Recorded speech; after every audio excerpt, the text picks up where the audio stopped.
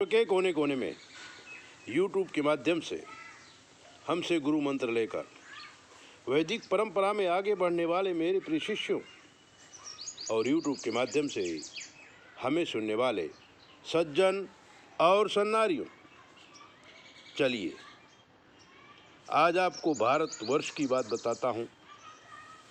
भारतवर्ष की गूढ़ विद्याओं के विषय में बताता हूँ। भारतवर्ष में ये तासीर है, भारतवर्ष की मिट्टी में ये गुण है, भारतवर्ष के व्यक्तियों में ये गुण है, इसमें जलवायु में ये गुण है। कहीं पर भी 6 ऋतुएं नहीं आती। भारत एक ऐसा देश है जिसमें 6 ऋतुएं आती हैं और उसमें अलग अलग प्रकार की वायु, अलग अलग प्रकार का जल, अलग अलग प्रकार की सुगंधियां और अलग अलग प्रकार के व्यक्ति इस दुनिया में रहते हैं। ज्ञान की पराकाष्ठा इसी भूमि में देखने को मिलती है। भारतवर्ष में पैदा होने वाला कोई भी आदमी सामान्य नहीं होता है, वो महान ही होता है, लेकिन अपने कर्मों के अनुसार कभी कभी वो बिगड़ जाता है और इतना बिगड़ जाता है कि भगवान के कार्य में भी भूल निकालने लगता है। सोचिए आप,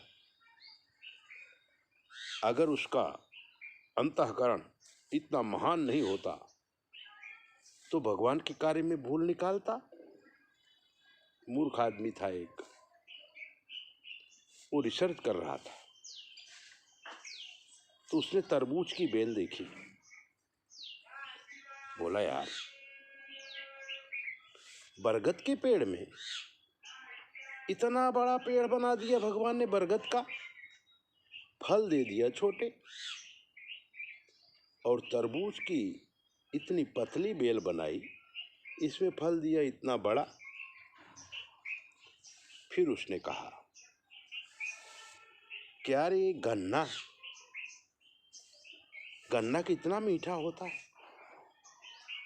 तो इसमें फल ही नहीं लगाया, नहीं तो गन्ने का फल कितना मीठा होता है। चंदन का पेड़, लकड़ी में कितनी सुगंधी है, अगर फूल दे दिया होता तो वो फूल कितना सुगंधित होता। सोना कितना कीमती बनाया, लेकिन सोने में सुगंध नहीं दिया। ये सारी गलतियां सृष्टि बनाने वाले परमात्मा ने किया है।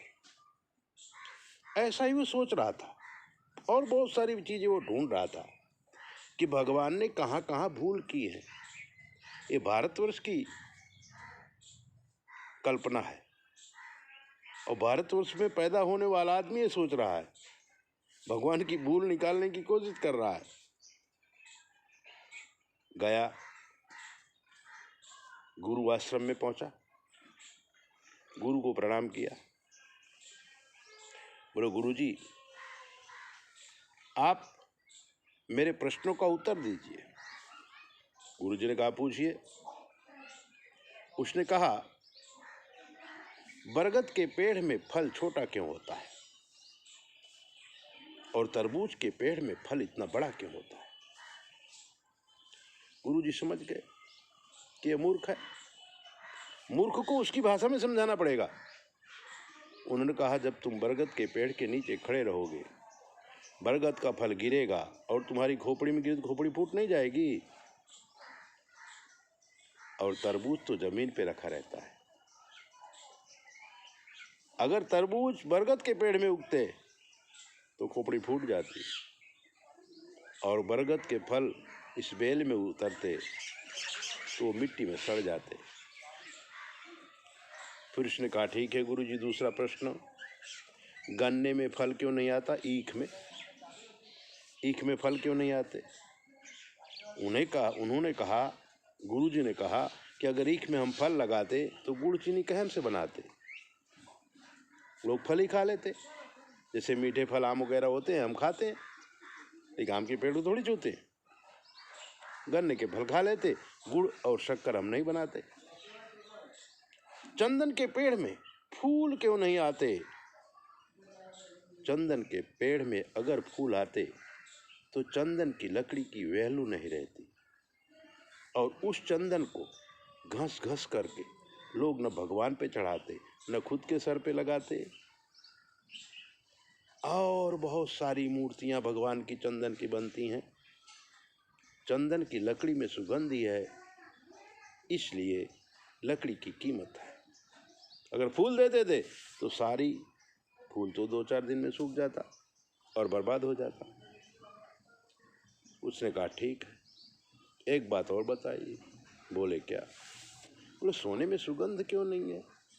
अरे भाई, सोने में अगर सुगंध होता तो 5-10 किलो जो लोग चोरी करके रखते थे, तिजोरी में रखते हैं, तो इनकम टैक्स की रेट नहीं पड़ जाती, कितनी सुगंध ही बढ़ जाती। इसलिए वो मूर्ख समझ गया कि परमात्मा जो करते हैं अच्छा ही करते हैं। इसलिए मित्रों, ये भारत है, इसमें बहुत सारी विद्याएं हैं, और उन विद्याओं को परंपरागत दिया गया है। जैसे ज्योतिष विद्या, आजकल लोग ज्योतिष में बहुत परेशान हो रहे हैं, बहुत सारी पुस्तकें पढ़ते हैं।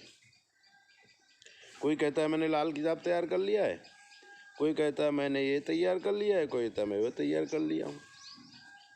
हमको फ़ोन करते हैं, गुरुजी मेरे 6ठे भाव में राहु बैठा हुआ है, 7वें में मंगल बुध के साथ बैठा हुआ है, और सूर्य मस्तक में बैठा हुआ है, तो इसका फल क्या होगा? अब वो 2-3 बात ही पढ़ा है तो 2-3 बात करेगा, लेकिन गुरुमुखी जो विद्या होती है ज्योतिष की, वो गुरुमुखी विद्या से व्यक्ति, जिस भी व्यक्ति की कुंडली होती है, उस कुंडली के अंदर प्रवेश करता है, और गर्भाधान से लेकर के जन्म तक की सारी बातें तो वो जानता है। लेकिन